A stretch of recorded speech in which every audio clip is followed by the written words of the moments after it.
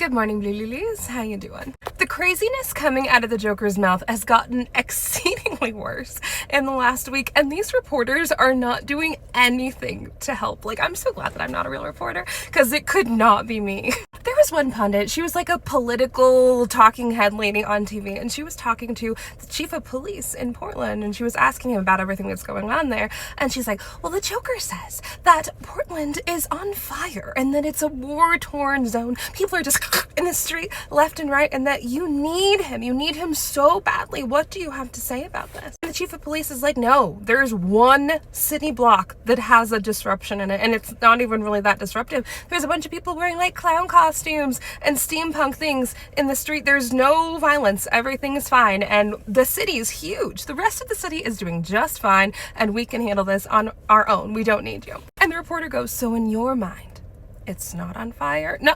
What kind of a question is that? No, it's not in my mind, it's not on fire. It's just like not on fire.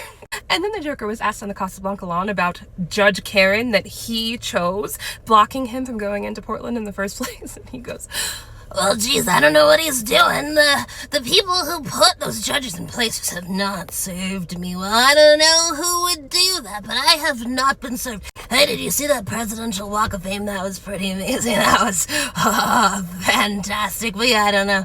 I don't know what that guy over there is thinking, but he's stupid and he's lame and he sucks at his job. Like, and the reporter doesn't go, you picked her, sir. Her. She's a girl. I know that pronouns are very, very, very important to you. And she is the person who said that you couldn't do it, and you're the one who picked her. But no, they don't do that. They're just like, okay, thank you, sir. Have a good day.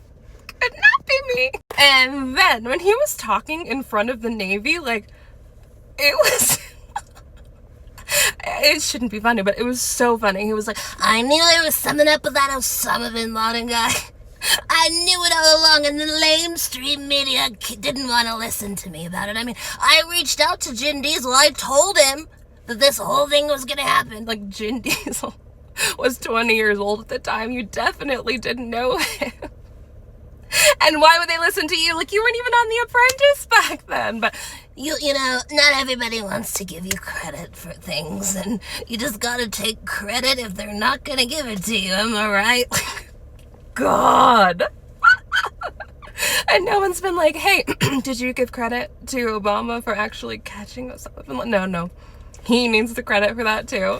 And then G-Max was denied her appeal to the Supreme Court yesterday. Even for the people who extended complete criminal immunity to an insurrectionist, they overturned Roe v. Wade, effectively who knows how many women at this point. And they've essentially legalized racial profiling. Yeah, they took one look at her, we're like, nah. That's too bad even for us. And when the Joker was asked about it, they're like, hey, did you hear that G-Max isn't going to get her appeal? Are you going to give her a pardon? He's like, oh, G-Max. I haven't heard that name in such a long time.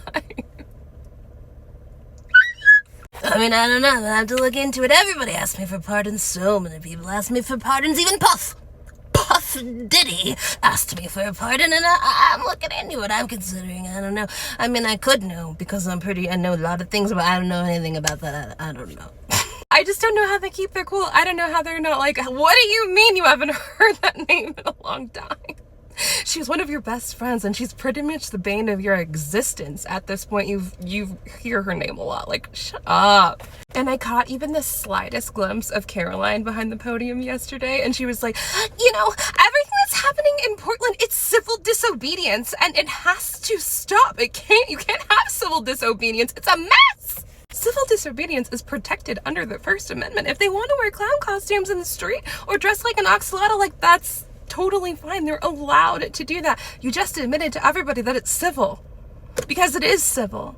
And we don't have to like you or listen to you. Like, this is America, girl! But anytime anyone tries to correct her at all, she's just like, watch your mouth, or I'm gonna get Christy on you.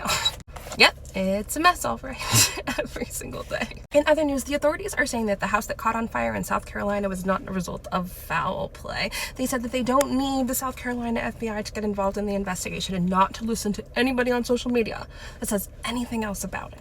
That was their official statement. Okay, yeah, sure, yeah, we'll totally be quiet about it. We're listening. Yeah. And lastly, if you're planning on getting on an airplane like I was this week, you might want to rethink your decision, because it's sounding like the air traffic controllers are not going to be working. A lot of them aren't making enough money to begin with. They already live paycheck to paycheck, and if they're not getting paid because of this government shutdown, they're having to stop and go like do Uber shifts and do side hustles in order to pay their bills. The airport in Burbank, California is already shut down, and it's highly likely that that's going to spread all over the country. So are we great yet? If you enjoyed this video, give me a like, comment, and a follow. Join our blue little clan. It's nice and cozy over here, and as always, keep your eyes out, keep your feet on the ground. See you next time. Ta-ta.